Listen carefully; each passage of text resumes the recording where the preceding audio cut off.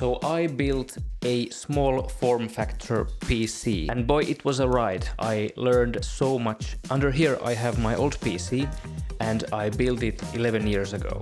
It was my first PC that I built back in 2014, and I was so proud of it. And unfortunately, the old PC had showed signs of aging. I wanted to build a new PC, having gained the wisdom of these past 11 years. I started researching. I went on YouTube, like, what's the meta?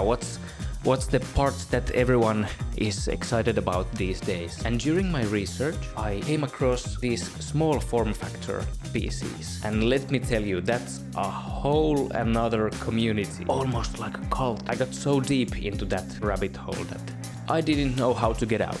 I came upon the formed T1, and as well as the case is built, you still have to prepare. Choose the right components that fit in with the cooler, the GPU, that they all fit into the case. It was interesting. It was a challenge that I enjoyed. Do you know how hard it is to get these cases? I waited like maybe a month that they restock, because they were always out of stock, especially the gunmetal color. So picture me sitting at the oral hygienist, you know, the chair where the things happen, and I get a boop boop from my smartwatch. And little do I know, when I get up from that chair, is the shop notification that the restock has happened. So without thinking, I just boop boop boop boop my credit card, and off the money goes, and I wait for my case. So we got the rare legendary loot, the N-case version of the T1 in gunmetal color. One of the reasons that I chose the N-case version of the T1 is that it comes included with the USB-C port and a PCIe Gen 5 riser cable, and it was in stock. And it has less screws. I like simplicity in stuff I build.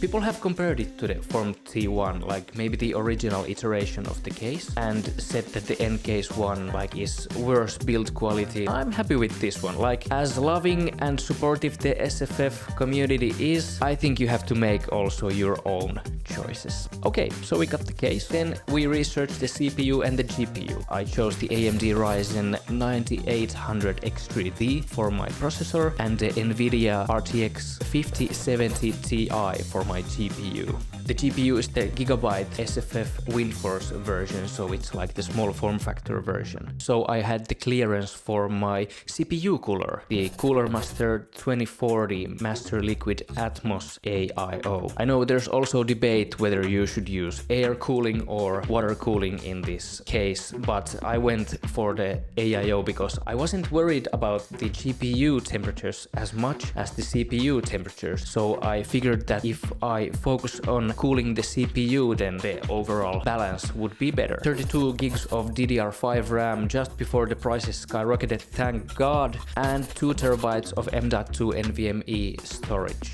I don't know what else is there to say, other than the building process. Like, building my fiance's Fractal Terra was easy compared to this, but I liked the challenge. I enjoyed it. But here's a couple of things that stood out for me. If you are building this case for the first time, I strongly suggest you follow along with a YouTube video. And I went with the original PSU cables. Obviously, custom cables would make the build so much more clean and easier, because you don't have to fit as much extra wire in this small case, but it was doable and it doesn't look bad in my opinion. About storage, the M.2 NVMe drives, they bend a little when you screw them in, so you have to be a little precise when you tighten the screws. Don't tighten them all the way down, because then you will have a smiling storage and it may not work anymore. Then comes the PCIe riser cable, and that's one stiff fucker. It's so stiff, I mean, I thought it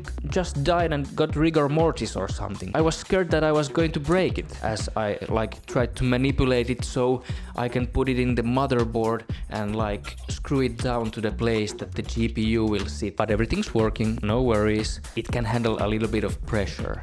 When it comes to PC building, I think I may be one of the most patient people in the world. I actually bought the stealth version of the Cooler Master Atmos, as it had a little bit better fans included and no RGB. I was a little bit skeptical with the RGB. I thought that I would want a full blackout aesthetic. The pump RGB, it's okay. I'm still thinking whether I should just turn it off. But back to the cooler, yeah, so I ordered it and then a month later I get an email that it might take like another month to get it there. I was like, what?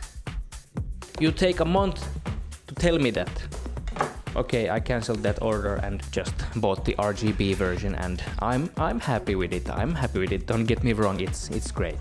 Okay, so now we get to the part where I have my AIO and now we're gonna install it into my PC. No. Did you know there are many standards of screws with different threadings, different heads? Of course you knew. But I didn't. I thought that you could get any screws anywhere, but no.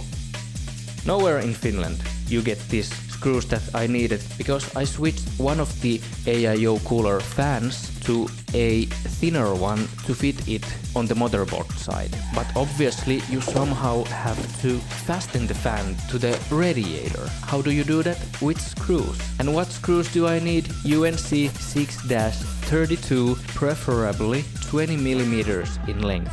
So these are these screws that you have like a little bit of thread and some empty space. But nowhere in Finland would I be able to get them like this. I would have to order from AliExpress or some UK or Swedish site. I don't want to wait any more than 1 month for bad customer service for my cooler. I just want to build the PC, okay? But then the Discord SFF community comes in clutch. Apparently it's the meta. Everyone knows it, that the Arctic P12 Slim fans come with the needed screws. But I didn't find any other validation of that fact. Do they come in Europe also? So I do the reasonable thing. I call Multitronic in Vaasa, in this other city, that please, can you open one for me and see if there's screws? My man, thank you so much. He opened up the packet and described the screws and I was perfect. I'll order one. The next day I had it here. The screws, let me tell you, the screws, they were perfect. So I installed my Noctua 15mm fan. Then it was all easy riding. Just do some with the cables and there we were, ready to rock with my new small form factor PC, and I'm really proud of it. I did some benchmarks straight away on Cinebench 2024, and you know, here are the results. I could do some undervolting, that's apparently what people do, but yeah, maybe I'll try it. I don't know, I'm new to that stuff also, but it seems exciting to get a little bit of more power. So here's the story of my PC. Also got into keyboards, bought a Hall Effect keyboard, and I think it's great. It's the Keychron K2HE. Obviously I switched the green button to the black one, so it's all black and it fits the aesthetic, you know. So anyway, thanks for watching. I hope you enjoyed it. Thank you to the whole SFF community, all the YouTube videos I watched. Like, thanks, you have been so much help to me. I'll see you in the next one, I guess. Okay, yeah, bye.